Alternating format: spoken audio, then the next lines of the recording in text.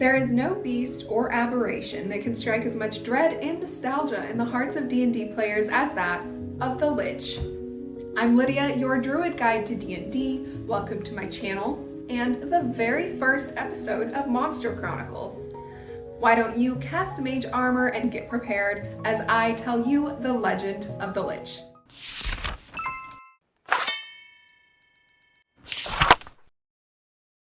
The legend of the Lich is an ancient one.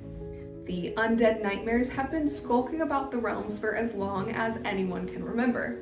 So long, in fact, that the origins of the first Lich have been forever lost to time.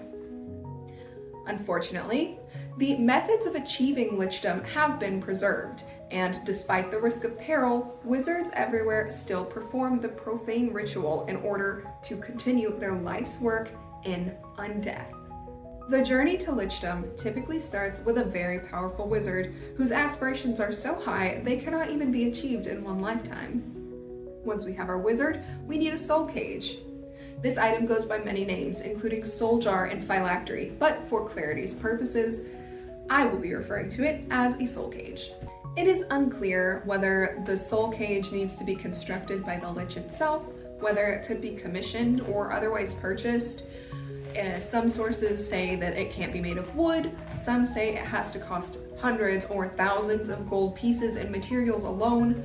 The only clear thing about the soul cage is that it must be an item of incredible quality and value.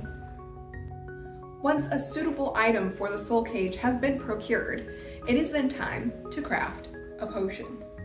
Now, the contents of this potion are acquired by such diabolical means that I would not dare speak them aloud. Once this lethal potion has been concocted, it is time to perform the rites. There are knowledge gaps on what specific spells or rituals would be used. However, one thing is for certain. They all end with the wizard drinking the potion and dying. If the ritual is successful, the wizard awakens as a Lich. Now, the withering of its mortal body is not the only death a Lich will endure. If killed, the Lich will simply reform itself near its soul cage in 1 to 10 days. The only way to inflict permanent death on a Lich is to destroy its soul cage. However, knowing this, Liches hide their soul cages in layers so perilous and so secret that even the boldest adventurer would perish before even setting eyes on the entrance to the lair, let alone the soul cage itself. Now, for the Earthrealm viewers out there, the word Lich has been around for a very long time. It comes from Old English, directly referring to a corpse. And of course, classic necromancers have been around for a very long time in folklore as well. Eventually, the word Lich evolved to be a name for this specific kind of necromancer.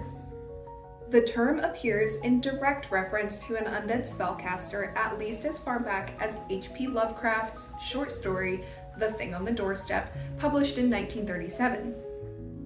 It was introduced as a concept into Dungeons & Dragons by Gary Gygax and Robert J. Kuntz's 1975 supplemental booklet, Greyhawk. In Dungeons & Dragons 5th edition, the Lich is a challenge rating 21 undead being. It has 135 hit points, and with that amount you might be saying, oh, 135, no problem, piece of cake. But you would be oh so wrong.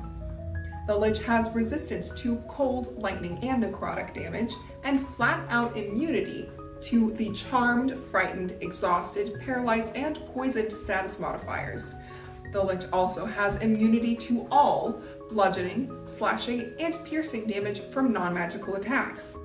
The Lich is a level 18 spellcaster, with access to spells like Invisibility, Counterspell, Disintegrate, and Power Word Stun.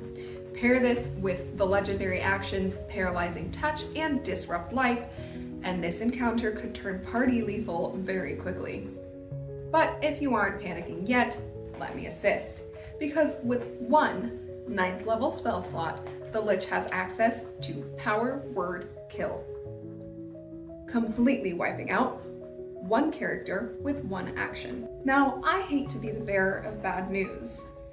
I am sure that by this point I've convinced you that facing off with the Lich on any given battleground will be quite difficult. However, that does not even take into account if you happen to get caught in the Lich's lair. The Lich has 3 lair actions that it can take against you, and with a static initiative of 20, lair actions remain near the top of combat, setting the tone for a very difficult encounter.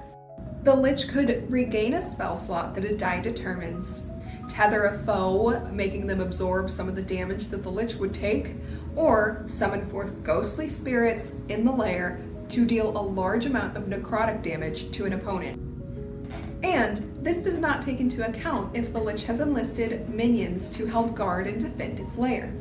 You could be facing off against any number of undead, oozes, constructs, or cultists, just to name a few possibilities. Now, in all reality, determining how difficult a Lich fight will be varies as much as any other encounter. If you have a party full of level 8 paladins and clerics decked head to toe in magical items, you might stand a fighting chance. But as a baseline, you should always be prepared for a Lich encounter to turn fatal.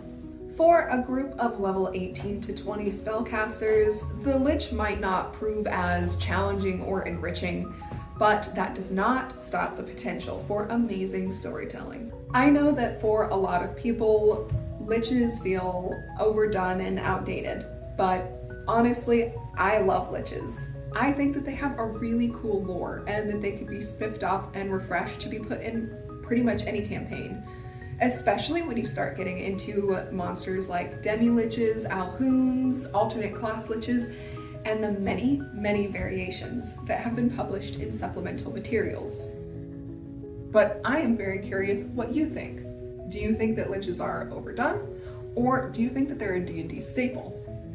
Do you have any personal Lich stories? I would love to hear about it in the comments. I hope that you enjoyed watching The Legend of the Lich. Thank you so much for going on this adventure with me, and I will see you on the next episode of Monster Chronicles.